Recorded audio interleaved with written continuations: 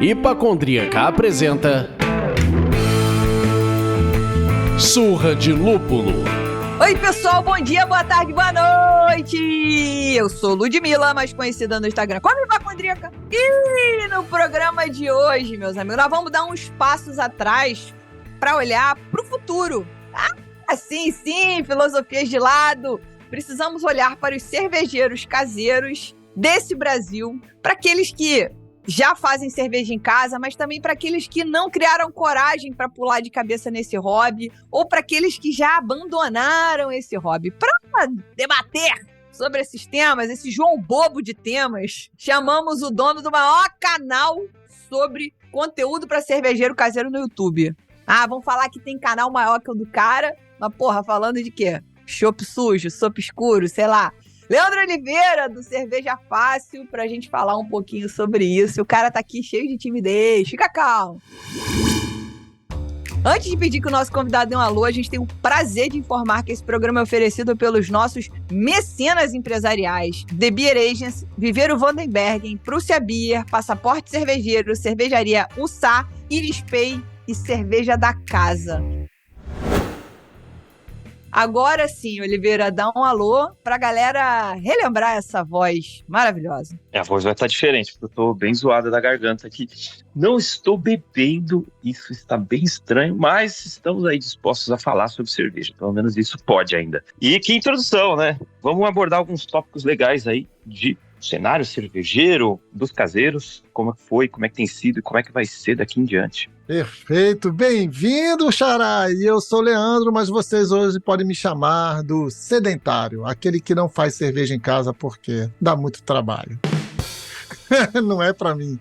E a gente costuma bater esse papo tomando uma cerveja. Quero saber de você, Oliveira, o que você tá bebendo aí? Água com gás, minha fake breja, sem álcool. Boa! E você, Lud? Cara, eu tô aqui bebendo a Gibá do nosso amigo Gustavo Franken, a sour de goiaba deles. Eu não vou nem tentar que esta bodega faça barulho. Então, Rubens, brilha, brilha.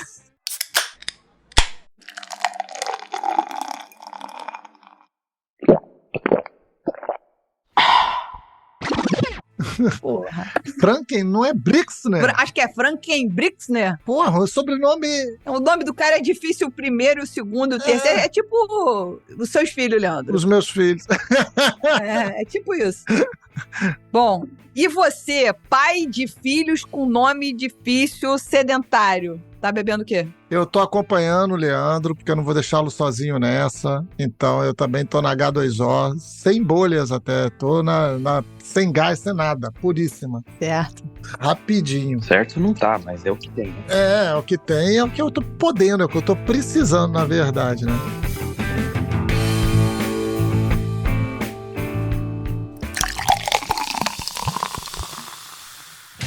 Vamos lá, minha galera, apoie o Surra de Lúpulo por meio do site apoia.se/Surra de Lúpulo ou comprando uma camiseta nossa da loja.surradelúpulo.com.br. Seu apoio ajuda a mantermos o projeto de pé e a casa arrumadinha. Outro jeito de ajudar é seguindo a gente na sua plataforma de streaming preferida e dando as 5 estrelinhas no Spotify e no Apple Podcast. Isso ajuda muito na distribuição dos episódios.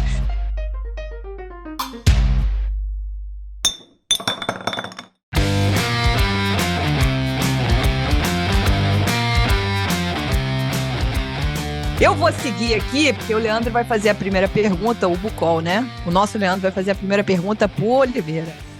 Na nossa pesquisa, nós tivemos uma pergunta que quer saber qual o envolvimento das pessoas com a cerveja, né? E as que responderam à pesquisa, nesse ano só podiam marcar uma alternativa nessa pergunta. Que é assim, e ela tinha que dizer o envolvimento da maneira como ela mais se enxergava em relação ao mercado cervejeiro. E pasmem que dentro de um universo de 8.734 pessoas, mais de 26% desse quantitativo se percebem mais como cervejeiros e cervejeiras caseiros.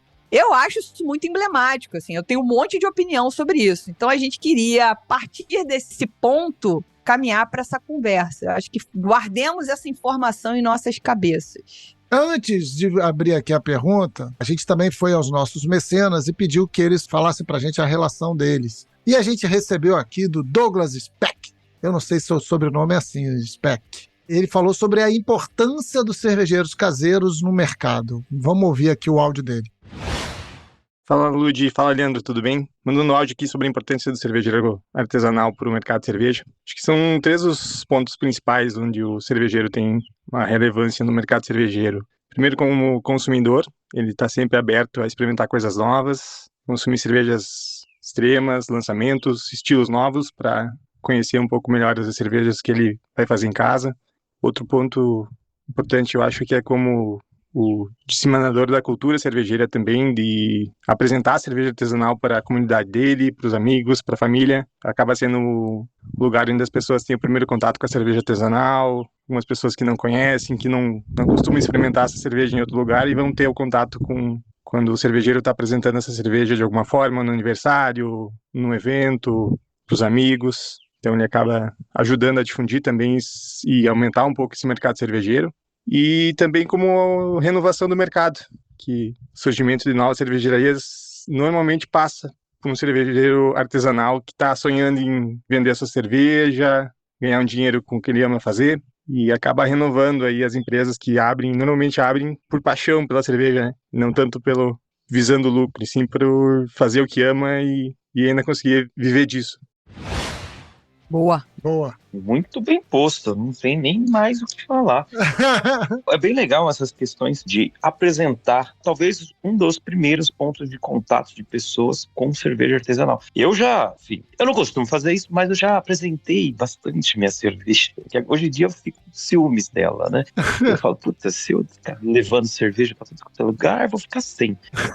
Mas, de fato, poder apresentar para as pessoas e explicar. O legal é que o cervejeiro caseiro, ele explica melhor que muito promoter de evento, que está servindo chopp ali na hora, ou que está no supermercado ali, vai ter um ponto de contato muito mais fácil. Ele vai falar, ó, isso aqui é uma Session IPA. Não é tão amarga quanto uma IPA, é mais leve, dá para tomar. Daí a pessoa, pô, que legal, tal. E eu acho que entrega em modo mais simples, né? O que são as cervejas, o que são os estilos de cerveja, principalmente, né? E fora, levar essa cerveja para lugares que não tem, que não costumam se apresentar para um primo, apresentar para alguém que está viajando, conhecendo a sua cidade, ou você levou nas férias, você quis fazer questão de levar para a praia a sua cerveja. Isso ajuda demais a crescer esse mercado, né? E eu acho que, assim, o Douglas falou dessa parte da renovação, para mim sempre foi a mais óbvia, né, assim, a mais clara, que é essa galera que, pô, vai se envolvendo, vai se apaixonando e resolve pegar ali e investir, abrir uma cervejaria, né, e fazer isso. A gente conhece a história do mercado americano, muito movido por isso, a história do mercado brasileiro na década ali de 2010 para cá, muito movida por isso, cervejeiros caseiros que resolveram fortalecer. Então essa parte da renovação eu acho que é a mais óbvia, né, delas, assim, qual é a força disso? Mas não vão surgir 1000 cervejarias no ano. Então, agora, caseiros, talvez, né? Sim. Que eles vão ter um impacto para 50, 100 pessoas, então é multiplicador, né? Ele apresentar as cervejas dele, enfim, o pessoal conhecer e às vezes até se animar em fazer cerveja também, né? Cara, eu acho que eu sempre defendi isso aqui, sobretudo vendo o crescimento dos canais como o seu no YouTube, sobre o Braçagem Forte, que é um excelente podcast que fala sobre cerveja, que troca muita informação sobre técnica, etc. Ou seja, para mim, na minha concepção, que não faço cerveja, o cervejeiro caseiro é um dos consumidores que mais gasta dinheiro no mercado cervejeiro. Seja provando cervejas clássicas para poder reproduzir receitas, entender, seja fazendo cursos de aprendizado para saber fazer a cerveja, seja consumindo conteúdo, seja comprando nas brew shop, comprando equipamento, fazendo gambiarra. Eu acho que esse é um consumidor que está preparado para gastar grana. Ah, mas ele gasta menos grana em cerveja em si. Pode ser também, porque o cara começa a fazer a cerveja dele, né? E passa a beber aquilo que ele produz e não aquilo que os outros produzem. Mas ele está movimentando uma cadeia gigantesca atrás dele. Então, eu acho que o cervejeiro caseiro é importantíssimo, que, como você falou, o poder multiplicador, o Douglas também trouxe isso quando ele apresenta a cerveja para os amigos, para a família, etc. Então, a gente tem que tomar conta dos nossos cervejeiros e cervejeiras caseiras para que eles não abandonem esse hobby. Daí, eu já dou aquele jump para a próxima pergunta, que é, você notou nesses anos nos quais você produz conteúdo e cerveja caseira, se você acredita que esse hobby aumentou ou diminuiu? Então, tem momentos históricos. Desde que eu comecei o canal, a tendência tem sido de crescimento muito grande, mas chegou a pandemia, né? Daí você poderia achar que pandemia, nossa, assolou a terra. Não, foi para cerveja caseira, assim, foi um boom absurdo, foi um crescimento muito grande, por conta de pessoas ficarem em casa, terem tempo disponível em casa. Só que isso também meio que adiantou uma demanda, meio que acelerou de uma forma descomunal as pessoas querendo fazer cerveja. Só que a pandemia literalmente acabou e perdeu-se toda essa força. Muita gente parou de fazer cerveja, muita gente que começou na pandemia, na hora que pôde respirar um pouquinho, sair lá fora, já não fazia muito sentido fazer cerveja em casa, queria, né, ter outras atividades. E, ultimamente, de 1 ano e meio para cá, o crescimento está bem baixo. Muita gente parou de fazer, muita gente vendendo equipamento. Essa é a parte mais triste, assim. Muita brew shop fechando as portas.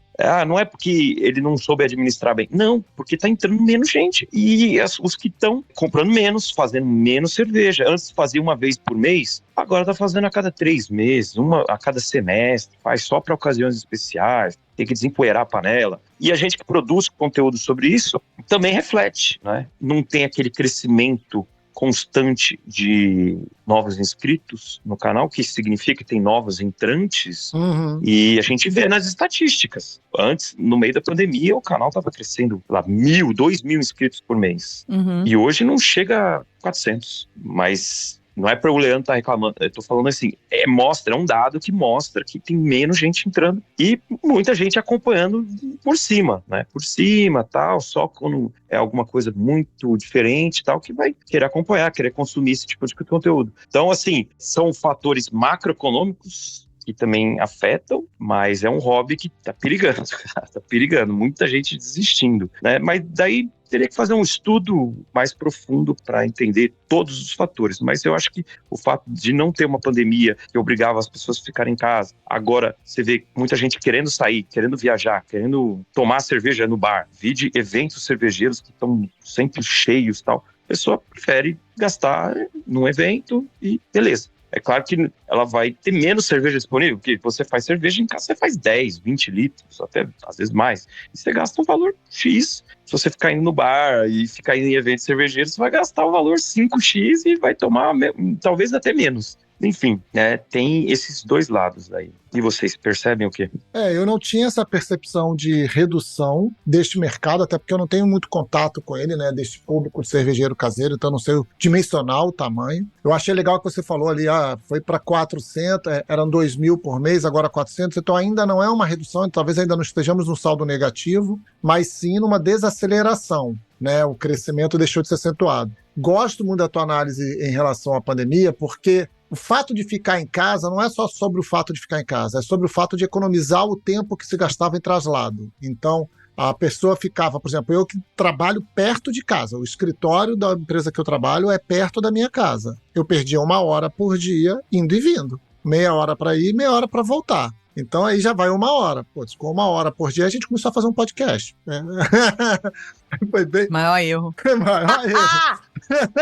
A gente começou a fazer um podcast. Então as pessoas já tiveram o tempo podado. Depois vem o custo. Esses 4 anos que a gente viveu junto com a pandemia ali, a gente está falando aí de um aumento de custo em tudo ficou mais caro, sabe? Então o hobby ficou mais caro, o tempo ficou menor, a sua vontade de ficar em casa ficou menor. Aí traz completa o que você trouxe, né? Que a sociabilização tá mais catártica. O povo quer mais sair mesmo, né? Quer mais ver a galera, né? Eu vou trazer meus 2 centavos aqui. Primeiro, trazendo o depoimento do Sandro, que é o nosso mecenas que está aqui assistindo a gente, e que tem um bar na Vila Cervejeira. Não é um bar, é um brew pub na Vila cervejeira em Niterói. E ele falou: os cervejeiros caseiros gastam mais com cerveja do que os outros consumidores. Recebo muitos no meu bar e vejo movimento nos grupos com relação à compra de lançamentos e cervejas difíceis de encontrar. O que eu acho é que o cervejeiro caseiro, ele originalmente, ele é...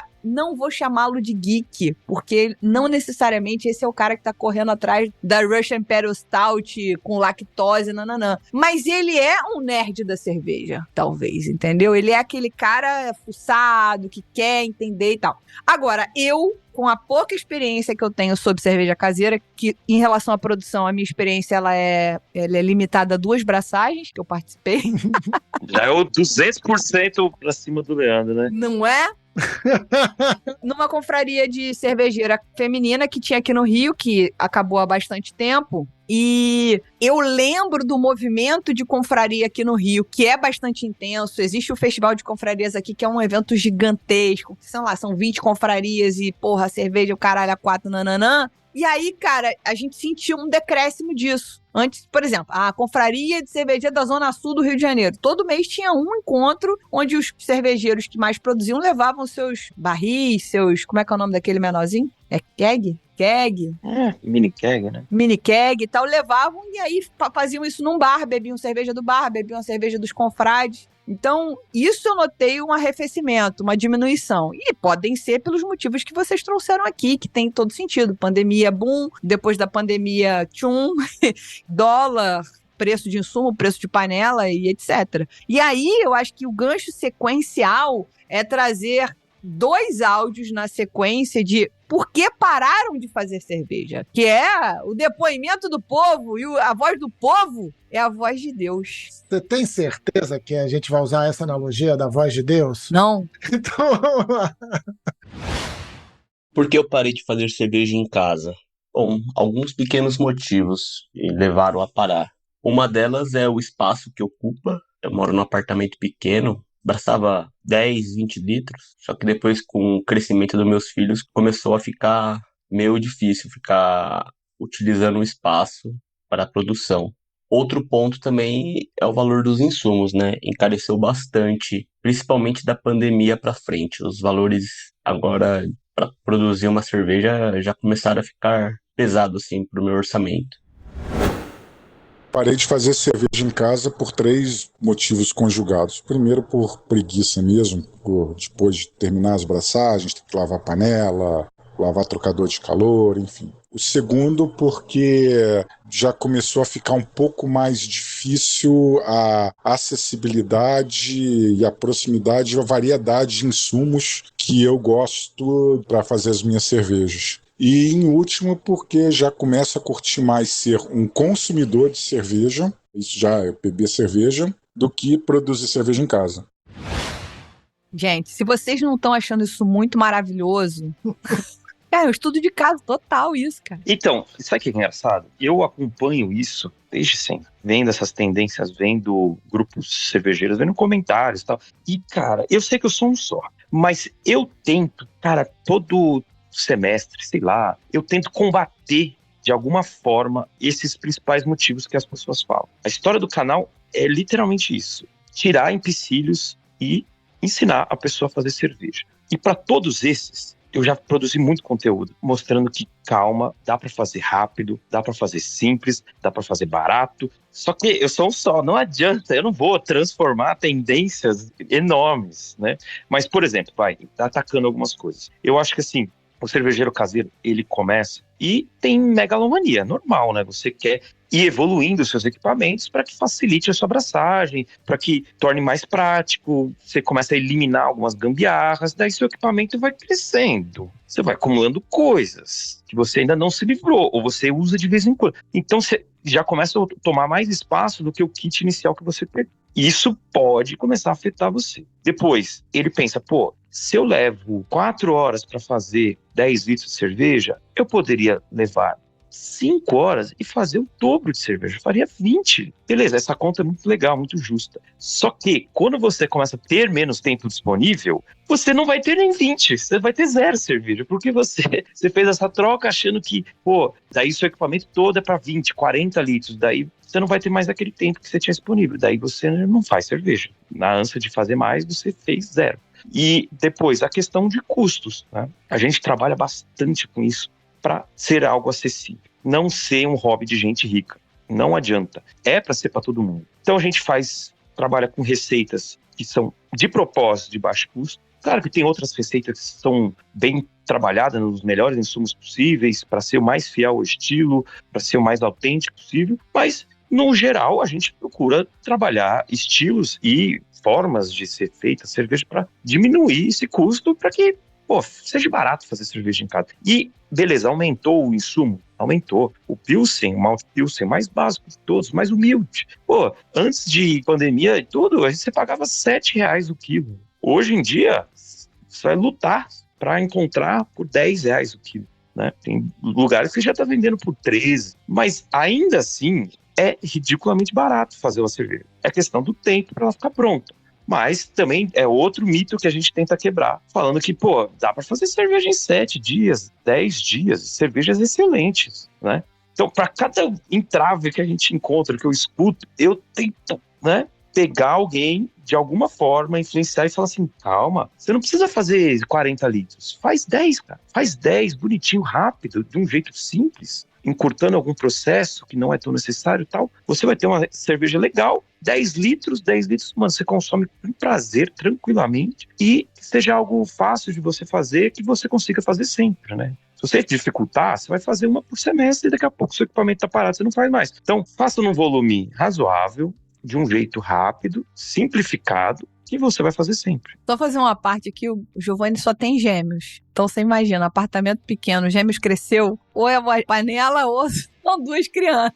Não, o Giovanni eu entendo o caso, eu entendo bem o caso dele. E o Maurício é um senhor que entende tudo sobre cerveja e falou, cansei de limpar, porque realmente é uma trampeira infernal. O cervejeiro caseiro, além de tudo, é uma pessoa muito paciente, porque tem que esperar pra fazer, esperar pra ela ficar pronta, depois tem que limpar esta bodega toda, enfim. Gente, eu entendo, é que não é pra mim.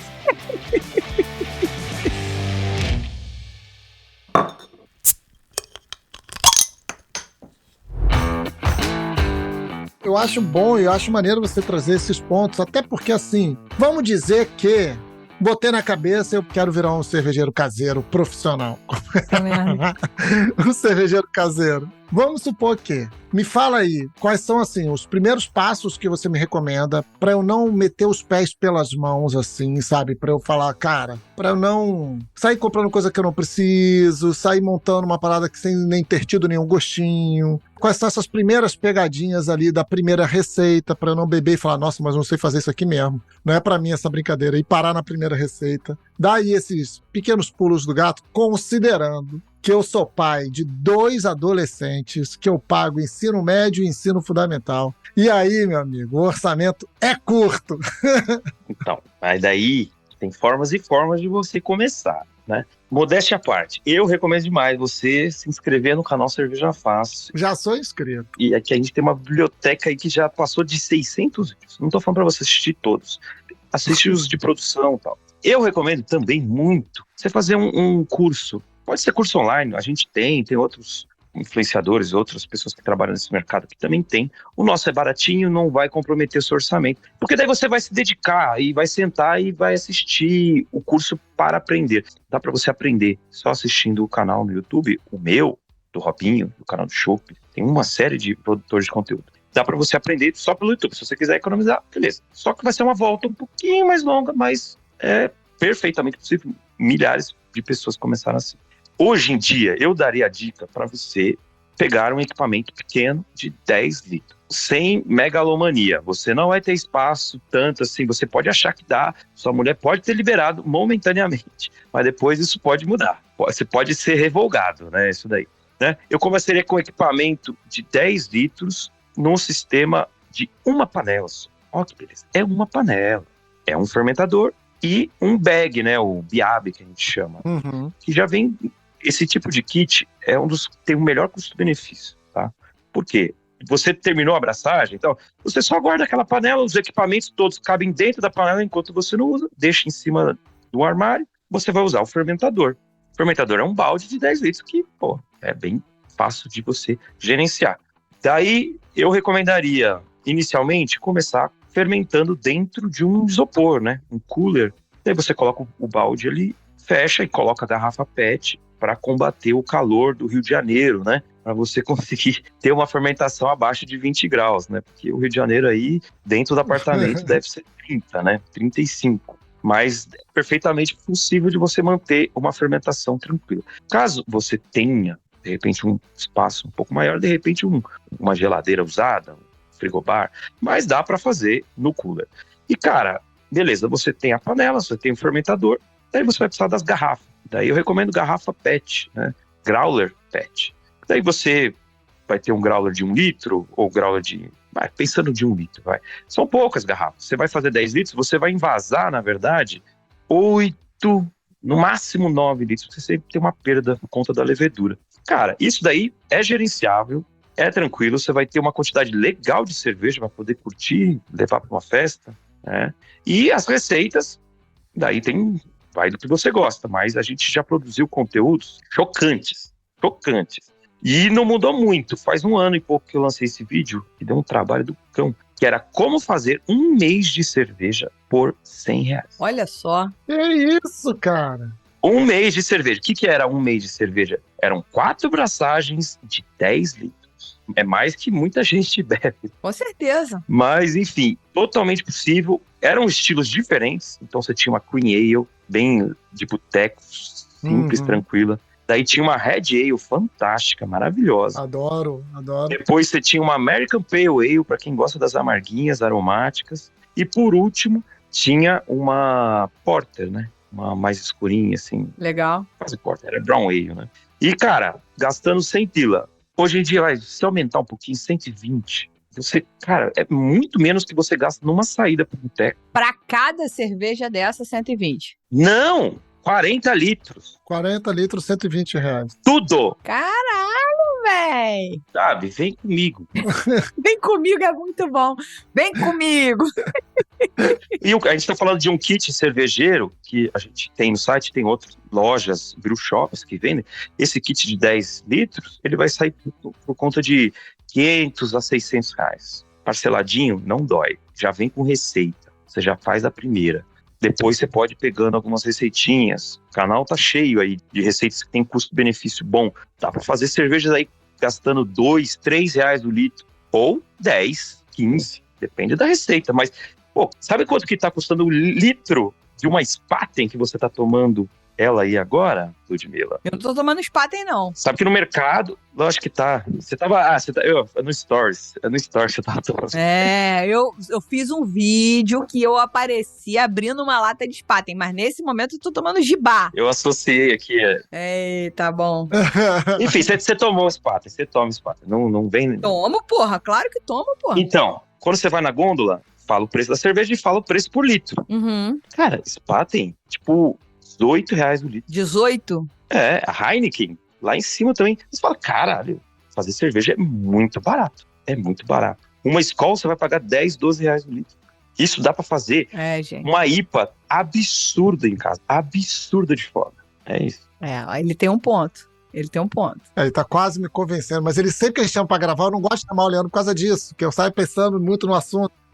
É que o dinheiro é só um dos fatores. É difícil só convencer por conta disso, né? Porque você tem o tempo, né? A fermentação, fazendo ela legalzinha, vão demorar 7 dias. Depois da clarificação, mais uns 4 dias, né? 4 a 5 dias. Depois, o invase, que é um dia só, mas daí tem a carbonatação na garrafa. Daí vão ser mais 7 a 10 dias.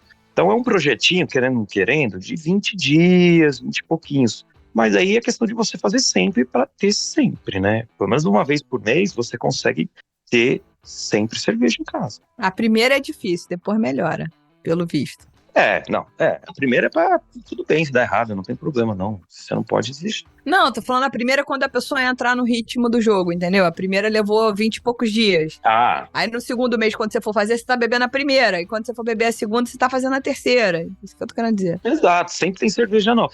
É que assim, eu tô muito mal acostumado, que eu faço cerveja toda semana, né? Então eu tô muito mal acostumado. Às vezes 3 vezes numa mesma semana, porque eu tenho que gravar conteúdo, né? Então tem muita cerveja disponível e tal. Eu não fico comprando cerveja no mercado, mas eu ainda consumo bastante cervejas comerciais, porque eu vou pra muito lugar, vou pra cima e pra baixo, né? Porque eu gosto de boteco. Boa. E vem cá, você tá produzindo hoje quantos litros aí para ter esse volume bizarro? Eu faço 20 litros ou 10, depende, mas é 20 litros por semana, mais ou menos. Pô, menor do que eu tava imaginando. Eu tava imaginando que você produzia mais do que isso. Não, mas daí... Te juro. Nossa, eu já bebo bem, imagina se eu produzisse mais, hein?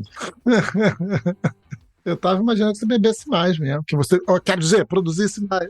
Não, mas essa média de toda semana são poucos cervejeiros caseiros que realmente conseguem e tal. A média geral é 2 por mês ou 1 por mês, assim. Esses são os mais fazem, então. Mais assíduos. Os mais assíduos. Legal. Agora a gente vai falar, né? Leandro vai liberar mais 2 áudios aqui de por que a galera começou a fazer cerveja. Exato. Isso é bonito. Eu vou soltar aqui o áudio do Leandro Almeida e o áudio da Cíntia Okawa. Oi, Lud, tudo bem? Leandro Almeida aqui. Bom, eu comecei a fazer cerveja porque é uma bebida que esteve presente em toda, acho que a minha vida, nas festas de família e tudo mais. Sempre se bebeu muita cerveja. E outro motivo é porque, cara, eu sou do interior, sou de Taquarituba. É uma cidade pequenininha, perto de outra cidadezinha bem pequena, que também é famosa entre os cervejeiros, que é Agudos. Então eu cresci ouvindo as histórias de que a água de Agudos é boa para fazer cerveja. E via meus tios fazendo comparação de cerveja da Ambev produzida aqui em Guarulhos, ou Jacarezinho, ou enfim, outras fábricas, com a de Agudos. E porque eu também, quando saía da escola, eu colecionava tampinhas, passava pelos depósitos de bebidas e saía coletando tampinha e lata de cerveja. Então, com 11, 12 anos, eu tinha uma coleção enorme de tampinhas e latas de todas as nacionalidades que eu pegava nesses lugares. E era bem legal. Enfim, comecei a fazer cerveja por causa disso, basicamente, das histórias lá de Agudos e diferença da água, e eu queria entender isso, muito curioso. E depois,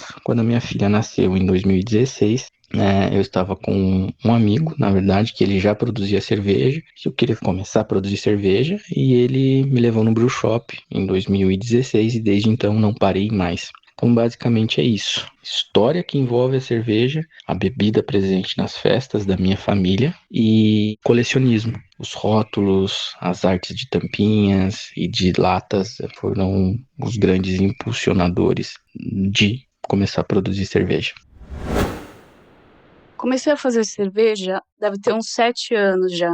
E foi um período da minha vida que eu estava tentando decidir carreira, trabalho, sabe, dinheiro, todas essas coisas, e isso tava me deixando muito mal, porque tudo que eu achava que fosse satisfatório para mim, que me desse prazer, eu me desse alguma felicidade, eu teria que fazer depois que eu resolvesse todas essas questões. Aí chegou uma época que eu tava bem mal mesmo, tava em depressão, e cerveja sempre foi algo que, né, eu sempre ia comprar com meu pai, eu falava pra ele, olha, você nunca tomou essa, experimenta essa. Eu sempre gostei de olhar essas coisas, né, no mercado. Aí quando eu decidi fazer cerveja, pra mim eu acho que pode ser resumido assim, hoje, como um autoconhecimento. É algo que ocupa muito da minha vida, ocupa meu tempo livre, é meu hobby, é a minha principal fonte de, posso falar até de felicidade, porque para mim, a cerveja e fazer cerveja me trouxe muitas pessoas e muitos momentos legais.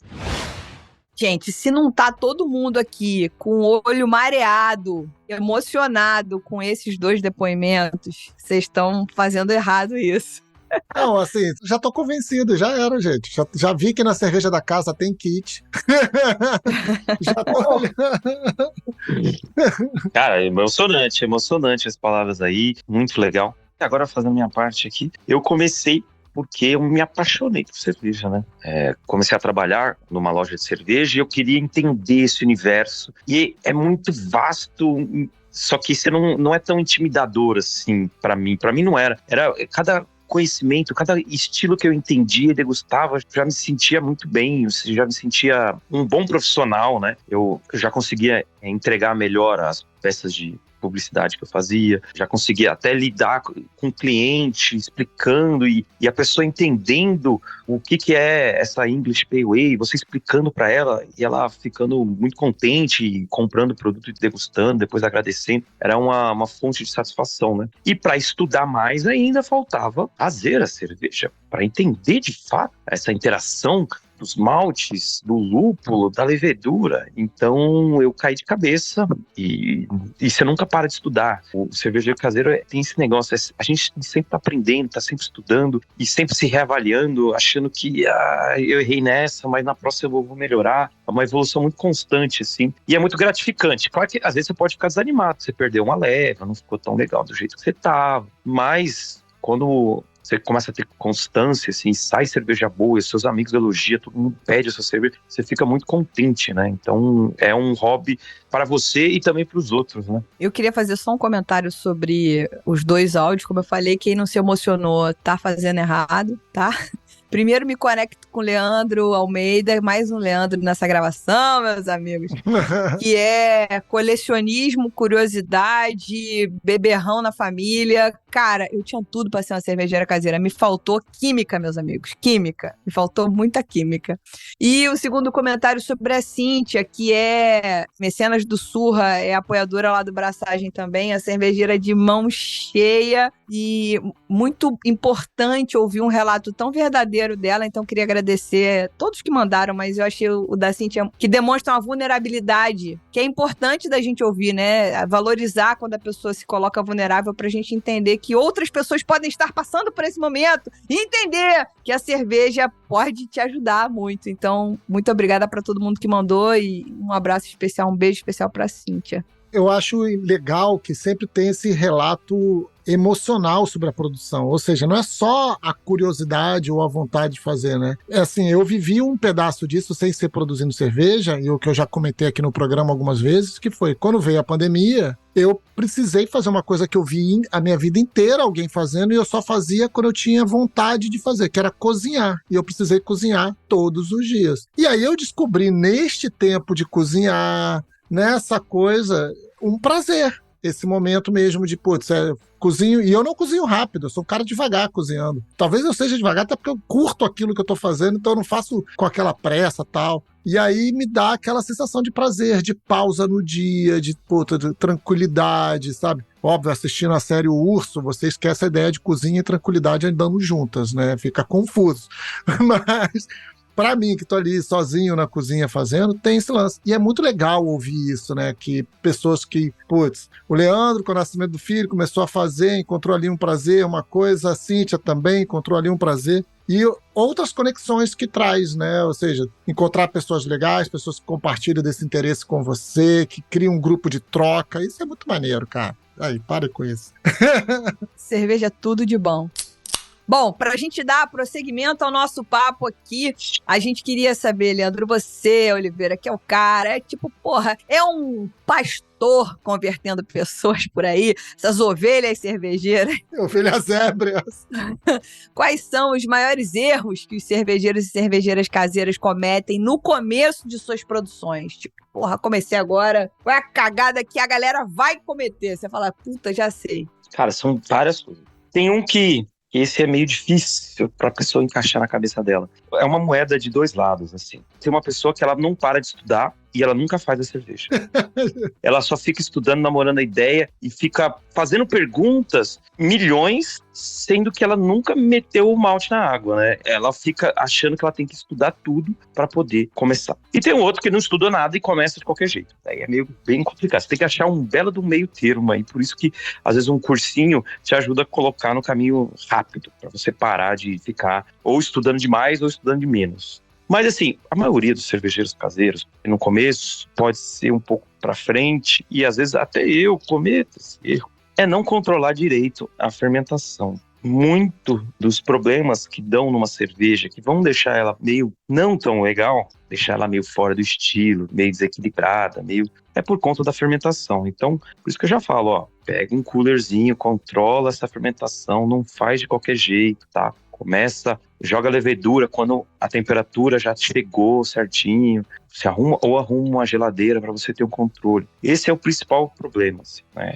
Claro que tem outros pequenos, sanitização. Parece que eu falei que pequeno, mas pode dar um problema grande, mas assim, é fácil de resolver, só limpar muito bem os equipamentos e sanitizar eles depois. Agora, na luz do que a gente comentou aqui hoje, já sabendo que muita gente não tem muito tempo, não tem muito espaço, um erro seria querer começar a abraçar o mundo e fazer 100 litros de cerveja em casa, né? Como muitos caras acabam indo. A pessoa se empolga e daí já começa, não, tá de boa, vou fazer, e daí é muito trabalho, é muita coisa para limpar. Daí você vai desistir, você vai parar, entendeu? Faça 10 litrinhos. Eu sou o maior defensor de 10 litros, cara. Por mim, eu só fazia 10 litros. Só que é legal ter um volume e tal. Enfim, eu tenho que mostrar também no canal outros volumes de equipamento, de cerveja. Antes, a gente começou fazendo só 10 litros, né? Mas daí o pessoal ficava perguntando da receita. Mas é receita de 20 litros, você pode fazer mais. Enfim, mas eu sou o maior defensor. Ou faça 20, mas de um jeito tranquilo, sem megalomania, sem muito equipamento. Pega um equipamento que você sabe que você vai usar sempre, que você adaptou, e vai. Perfeito. Eu achei que você fosse falar que o maior problema era a contaminação, que tá associado à sanitização e tal. Cara, mas, agora, perdão das palavras, é só não ser porco. Muito bom. Você estava falando, me fez pensar, eu tenho um outro hobby também, que não é hobby, né? O esporte que eu pratico é o mergulho, e tem essa galera que fala, fez o curso de mergulho, aí a pessoa comete vários erros. Esse mergulhador, quando você olha para ele, você fala, já sei o que aconteceu. Ele faz o batismo, ele emenda o batismo no curso, emenda o curso básico no avançado, se bobear, ele sai ainda com o técnico logo depois que ele completou o avançado. Ele não teve nenhuma hora de mergulho embaixo d'água. Com o básico, ele já sai avançado. Então, ele é um mergulhador avançado que não sabe nadar, não sabe mergulhar. Mas ele fez o curso, ele tem lá a certidão. E esse cara, essa pessoa, normalmente é um homem, pode ter certeza disso, ele gasta uma baba de dinheiro num equipamento pica das galáxias. Ele gasta muito dinheiro com isso, cara. Ele compra uma asa, ele compra o regulador, ele compra ele compra tudo. E aí ele vai ver, ele não consegue mergulhar 4 vezes no ano, aí ele vai ficando frustrado, aí ele começa a querer vender o equipamento, aí ele começa a falar mal do mergulho. Mas aí me veio uma ideia de um negócio, pensando nisso me veio uma ideia de um negócio que talvez possa ajudar muita gente. Não existe uma brew shop que aloque o espaço, seja tipo uma cigana para quem quer fazer? Cara, já rolou isso mais vezes. Eu sei uma que tá mantendo isso, tá? Que é o pessoal da Mandíbula Shop, né? Vou fazer um jabá aqui para eles, o Cebola. Ele tem um brew shop que tem um espaço até que razoável, né? E a pessoa paga para fazer a cerveja junto com ele, ele cuida e ensina, né? Mas o processo da fermentação, até chegar no invase, ele vai cuidando, né? Daí a pessoa só volta no dia do invase e faz. Daí, se não me engano, ele cobra tipo R$120, mais o custo da receita, que já pega lá e faz numa tarde e depois volta, né? Volta para fazer o invase da cerveja e tal. Então, é uma alternativa. Não sei quão cheio está a agenda dele e tal, enfim. Mas eu acho que ainda tem essa questão, tipo, a pessoa quer ter o equipamento dela para ela poder fazer no momento dela, né? Sim, tem isso. Não depender da agenda do brew shop. Mas seria uma forma que eu até recomendo para iniciar. Eu um tempo atrás, eu falei sobre isso. Se eu fosse começar a fazer cerveja hoje em dia, como que eu faria? Eu não ia comprar um equipamento de cara. Eu ia conhecer alguém que tem um equipamento, eu ia ver umas braçagens e ajudar o cara a fazer cerveja. Depois eu ia pedir emprestado o equipamento dele, porque ele não vai usar todo dia. Pega emprestado, faço a minha, e depois do tempo eu vou pegando meus equipamentos. Eu vou, sei lá, compro um kit, ou compro uma panela separada, compro aos pouquinhos, e daí já tenho o equipamento. Enfim, nessa já tô fazendo cerveja, eu já sei mergulhar, né? Eu peguei o equipamento de mergulho, peguei o neoprene, e nem que seja um snorkelzinho, eu já tô mergulhando, querido. Eu já virei quase um peixe, né? E eu não vou comprar o equipamento que custa $2.000 pra não saber o que fazer com ele. Pra quase me afogar toda vez. Eu não, eu sou a pessoa que, eu vou fazer cerveja em casa, é isso? Vou comprar uma panela elétrica. Para. Aí, ó. Esse é o erro. Gente, eu não tô falando que eu tô certa, não. Eu tô falando que era o que eu faria. Exato, esse é o erro, cara. Às vezes o cara nunca fez cerveja, ele nunca viu uma abraçagem, só viu o vídeo. Ele já chega falando, tô com um orçamento aqui de uma panela que custa R$3.000. Eu falo, meu querido, faz cerveja primeiro. Mas tem equipamento, pega a panela de pressão, um caldeirão na sua casa, faz a mostura ali, depois você coa com uma peneira que seja, fermenta numa garrafa PET, fermenta num galãozinho de água, transfere isso para as outras garrafinhas. Primeiro faz cerveja, aprende o conceito. Não é o equipamento que vai fazer cerveja. Você tem que saber os detalhes de cada etapa, né, para não estragar o processo que é natural. A levedura vai fazer a cerveja. Só você não atrapalhar ela. Cara, isso conecta com tanta coisa, né? É o fotógrafo que compra a câmera mais pica das galáxias também. É a melhor câmera do mundo, mas é a primeira foto que a pessoa vai tirar. Nossa senhora, isso é muito comum. Mas, gente, isso é o conceito da academia. Pá, preciso começar a malhar. Aí você vai na track and field, compra roupa, compra não sei o quê. Aí compra um tênis caro pra caceta. Culpado.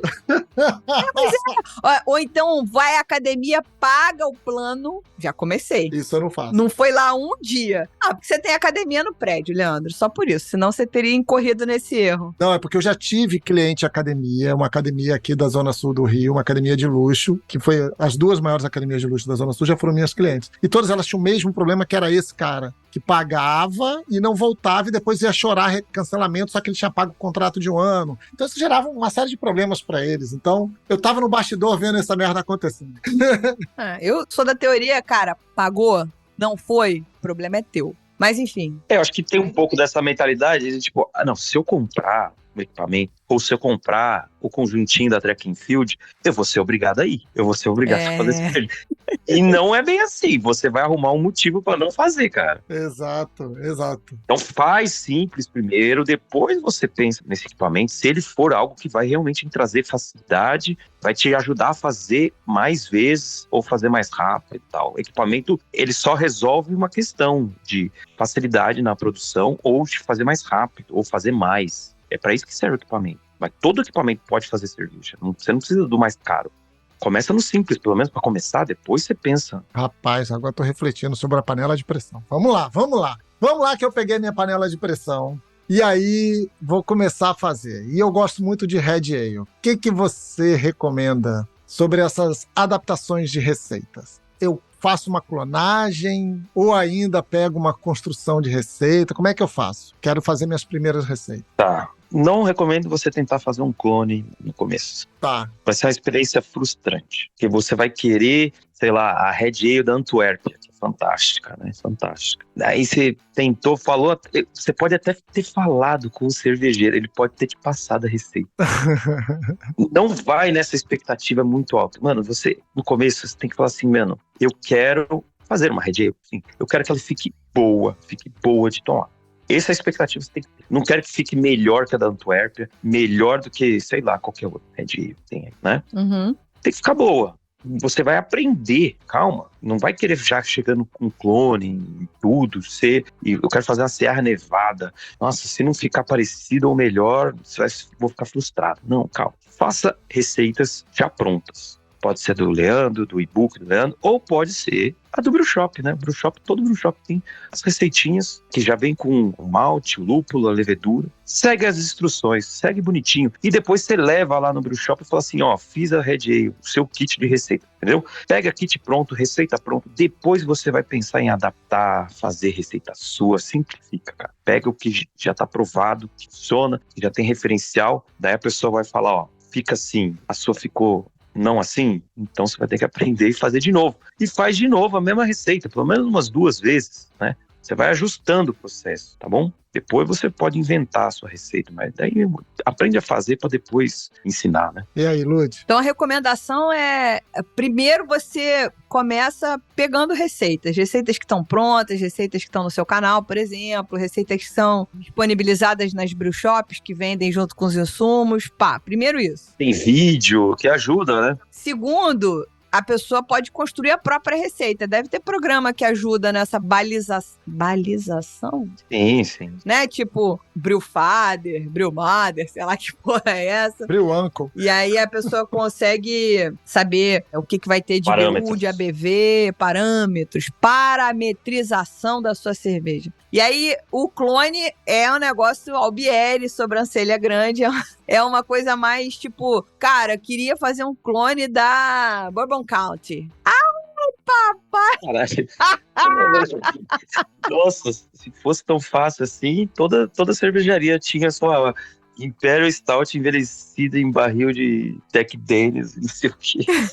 Calma. Aí eu quis agressivar. Ó, a dica que eu dou, e é mais legal, assim, se inspire. Eu me inspiro bastante nas cervejas que eu tomei, ou em alguma receita que eu ouvi dizer que usou tal ingrediente. E daí você se inspira e faz algo também adaptado para o seu paladar, né? Uhum. Algo que você tem uma afinidade, que você gosta. Por exemplo, eu faço bastante IPA, mas eu não faço nenhuma IPA minha acima de 30 IBU. Eu acho que não precisa ser tão amargo. Uhum. Eu uso bastante lúpulo, eu uso bastante. Mas eu não uso no começo da fervura para ficar amarga a cerveja. Não gosto. A drinkability é péssima. Eu uso uma quantidade bem legal para aroma e sabor. IBU, não, deixa. Eu pego uma NEIPA, já não tem tanto amargor, mas assim, uma West Coast, 30, 35 IBU, de boa. Perfeito.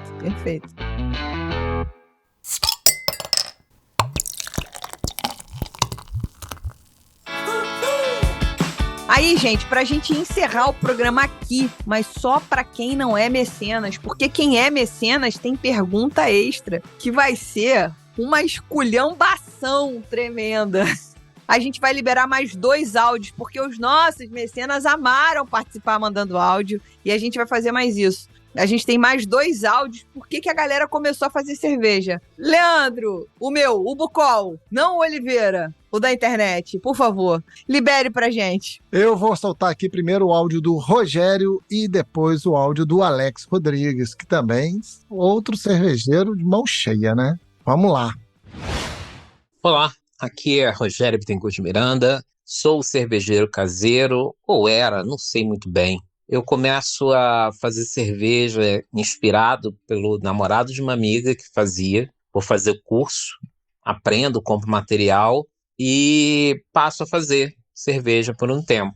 Mas na época eu morava numa casa, né, e tinha muito equipamento, então eu fazia bastante. Também fazia com uma confraria que eu faço parte. Quando eu me mudo para um apartamento, aí eu paro de fazer, porque o apartamento é bem menor. Ainda não comprei uma single vessel, então, por enquanto, eu não estou fazendo. E de vez em quando eu vou lá na confraria, mas também não tenho feito com a confraria, porque eu me mudei para longe de onde ela é. Mas sempre que possível, eu estou com eles, e aí de vez em quando eu ainda faço uma cervejinha, porque eu gosto da experiência de estar fazendo, é sempre muito divertido, tem outras pessoas, a gente está bebendo junto, conversando, aprendendo, trocando experiência. Eu acho que é um momento de sociabilização muito bom. Além de a gente tentar fazer réplica das cervejas que a gente gosta, né? E outras coisas, fazer algumas criações diferentes também. Isso também alivia a mente da gente do estresse do dia a dia. É isso aí, um grande abraço, até mais. Fala Lud, fala Leandro, bom dia, boa tarde, boa noite para todos os ouvintes do Surdo de Lúpulo. Bom, é o seguinte galera, eu comecei a fazer cerveja caseira em 2014, bem na onda da expansão desse mercado, né, de cervejeiros caseiros. E basicamente eu comecei a fazer porque eu queria provar cervejas novas feitas por mim mesmo. Eu já estava no momento em que eu já estava provando muitas cervejas diferentes das mainstream, né? Tomando bastante cerveja importada e artesanal, que tinha na época, né? Há quase 10 anos atrás. E aí fiquei sabendo que já tinha muita gente fazendo cerveja em casa. Me interessei e fui correr atrás de informação, né? Na época, basicamente, informação era ou alguma coisa em inglês, ou fóruns e blogs, né? Ainda era a época dos blogs. Tinha muito pouca coisa em vídeo. Podcast, então, era um ou outro só. E aí, com isso, eu fui fazer um curso, fiz um curso de introdução, fiz um curso de produção caseira e comecei a fazer cerveja ali no meu apartamento, depois mudei para uma casa, aumentei minha produção, mas sempre com essa ideia de criar receitas novas e estar sempre fazendo receitas diferentes. E eu acho que o papel do cervejeiro e da cervejeira caseira nesse mercado, basicamente é o de apresentar sabores e aromas novos para os seus amigos, para os seus familiares. Eu acho que isso potencializa o fomento a esse mercado de cerveja artesanal, né? Na medida em que você começa a abrir a cabeça das pessoas para poder experimentar cervejas novas, sabores novos, aromas novos. É isso, galera. Obrigado, abraço. Cara, mais 2 depoimentos muito interessantes de quem começou e aí teve que dar uma parada. Foi aquilo que o Leandro Oliveira falou em algum momento, é que tipo, a sua esposa, em algum momento ela vai concordar, o seu marido vai concordar, mas depois a sua vida vai mudar. Você vai mudar, você vai perder espaço. E uma coisa que a gente não debateu aqui diretamente, mas a gente viu isso na nossa pesquisa, vai aparecer lá, que é a importância das confrarias, a importância das acervas na manutenção desse hobby, na recepção dessas pessoas para elas continuarem produzindo e etc. Então isso a gente vai debater largamente lá no relatório final da nossa pesquisa. E o Alex falando dessa era pré-conteúdos à beça, né? Que é o que a gente hoje tem, mais conteúdo, mais gente produzindo e etc. E enfim, é isso, cara. Cada um tem um motivo. É interessante, ó, as acervas e as confrarias, né, ajudaram muito, ainda ajudam, não? A ter esse senso de comunidade. E também, no começo, a trazer o conhecimento para a pessoa, né? Normalmente a pessoa queria fazer cerveja e já indicava ela entrar na serva, alguém que já estava na serva, alguma outra associação, já indicava, né? Eu costumava ir num bar aqui em São Paulo que toda terça-feira tinha abraçagem, então já tinha essa comunidade. Eu já estava fazendo cerveja, mas tinha gente que não fazia, daí ia lá para ver, né? Ver uma abraçagem. E eu acho que deu uma mudada agora quando, você tem muito conteúdo sendo produzido no YouTube, né? No Instagram. Tem muito grupo do WhatsApp. Então, meio que perdeu um pouco a força, né, que tinha a questão das acervas e tal.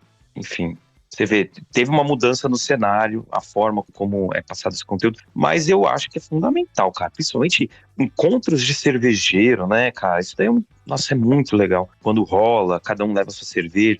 E aqui, por exemplo, aqui em São Paulo, é que eu não faço parte da serva e tal, mas assim, não rola tanto. Acho que no interior tem um movimento um pouco mais forte de juntar todo mundo e levar sua cerveja e tal. No Rio de Janeiro tem, mas aqui em São Paulo, ó, maior cidade do país. É. E não rola. Tá bom, né? Deixa São Paulo ser ruim em alguma coisa e a gente ser bom em outra, porra.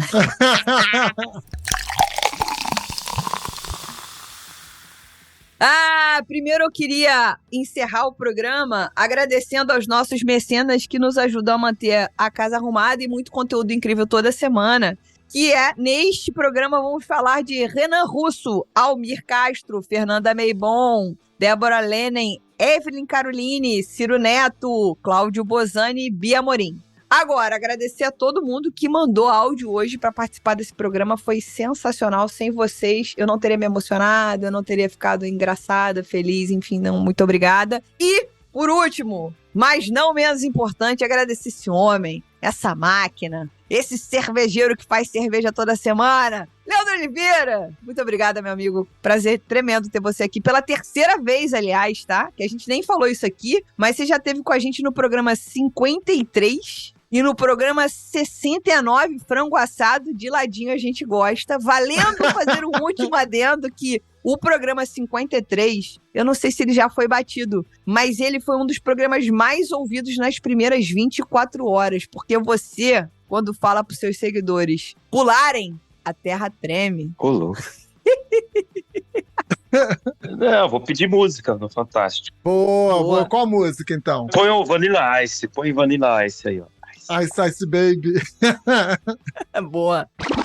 Let's kick it. Oliveira, muito obrigado, cara. Obrigado mesmo por mais essa troca aqui, por mais esse bate-papo. Muito legal, cara. Show de bola, foi um prazer, velho. Bem legal e dinâmico sempre. E façam cerveja, viu? Façam cerveja. É legal pra caralho, velho. Sério mesmo. Boa. O que a gente fala, Bucol? Até semana que vem. Até semana que vem.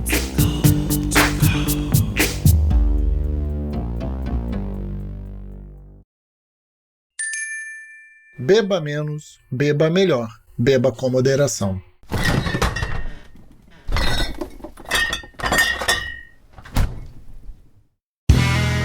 Este podcast foi editado por Play Áudios.